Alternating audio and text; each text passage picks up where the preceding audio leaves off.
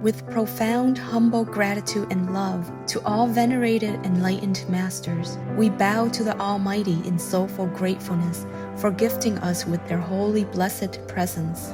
May all beings be awakened by their divine grace. Part 1 of 4.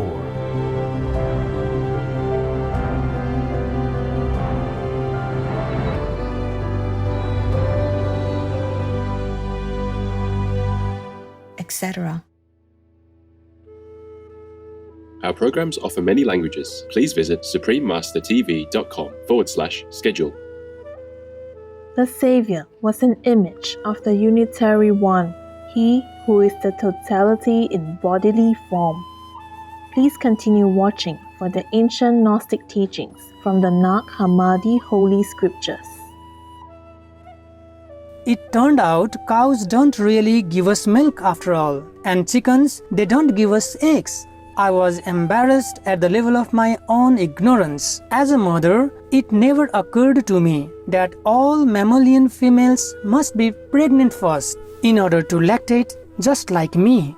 That was my watershed moment. I decided to go vegan, no detours or baby steps. MC Ronain, vegan.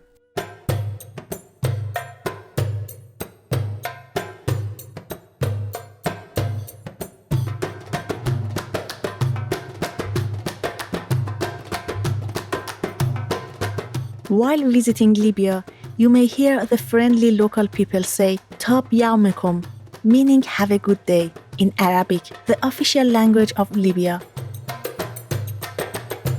I am Amal. The good-natured people of Libya wish you peace in your hearts and enlightenment in your souls. Welcome to the Incarnate Savior and His Companions, Part 2 of selections from the Gnostic Nag Hammadi Library. The Nag Hammadi Library is a collection of early Christian and Gnostic manuscripts, also called codices, that were discovered in 1945 near the Egyptian town of Nag Hammadi. The writings in these ancient books date back nearly 2,000 years. Their discovery and translation have helped scholars to re-evaluate early Christian history and the nature of Gnosticism, an approach that is emphasized in these texts. Gnostics believe that a divine spark exists within each person, through which a direct experience of God can be achieved. Today, the precious Nag Hammadi manuscript collection is housed in the Coptic Museum in Cairo, Egypt. We now invite you to join us to hear excerpts from The Creation of Material Humanity from the Tripartite Tractate in the Nag Hammadi Library. The Incarnate Savior and His Companions. He it is who was our Savior in willing compassion, who is that which they were. For it was for their sake that He became manifest.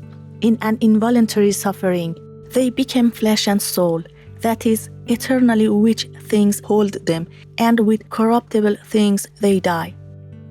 And as for those who came into being, the Invisible One taught them invisibly about Himself. Not only did He take upon Himself the death of those whom He thought to save, but He also accepted their smallness to which they had descended when they were born in body and soul. He did so because He had let Himself be conceived and born as an infant in body and soul.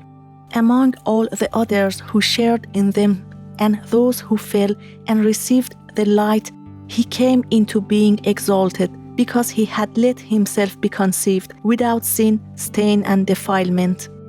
He was begotten in life, being in life, because the former and the latter are in passion and changing opinion from the Logos who moved, who established them to be body and soul.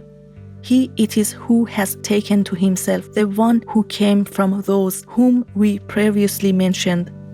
He came into being from the glorious vision, the unchanging thought of the Logos, who returned to Himself after His movement from the organization, just as those who came with him took body and soul, and a confirmation and stability and judgment of things they too intended to come. When they thought of the Savior, they came, and they came when he knew.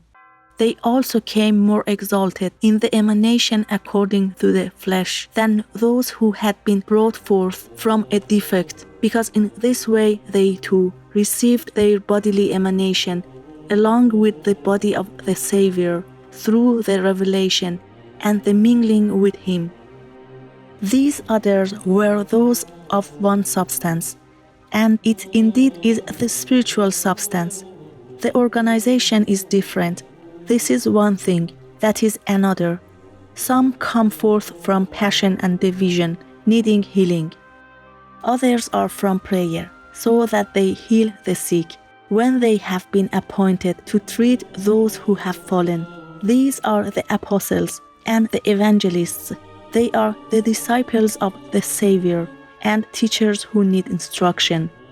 Why then did they too share in the passions in which those who have been brought forth from passion share, if indeed they are bodily productions in accordance with the organization and the Savior who did not share in the passions?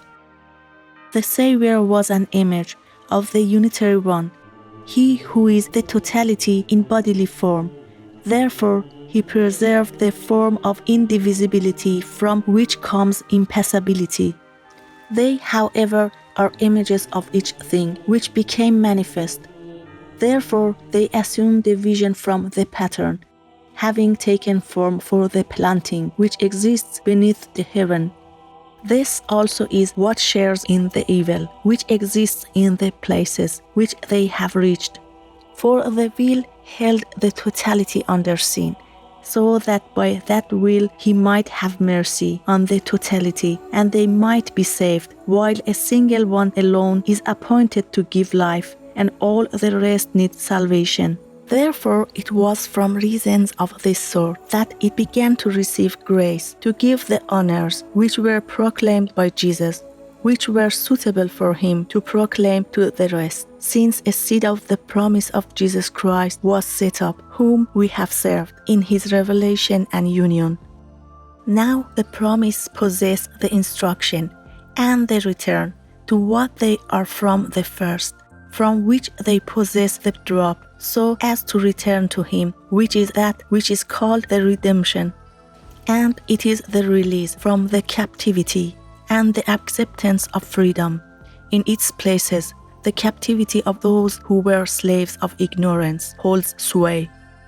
The freedom is the knowledge of the truth, which existed before the ignorance was ruling, forever without beginning and without end, being something good and a salvation of things and a release from the servile nature in which they have suffered. Those who have been brought forth in a lowly thought of vanity, that is, a thought which goes to things which are evil through the thought which draws them down to the lust for power, these have received the possession which is freedom from the abundance of the grace which looked upon the children. It was, however, a disturbance of the passion and a destruction of those things which he cast off from himself at first, when the Logos separated them from himself, the Logos who was the cause of their being, destined for destruction, though he kept them at the end of the organization and allowed them to exist, because even they were useful for the things which were ordained. Go ahead and make war, so that your aura will get darker and darker until it becomes just like in hell. Then you will be ready for it. Brilliant viewers, it's been a pleasure to have you with us today for Words of Wisdom. Coming up next is We're All Animals, interview with Nick and Kathy Coughlin, Vegans, Part 1 of 2. In God's mercy, may your hearts be uplifted in discovering the highest inner truth.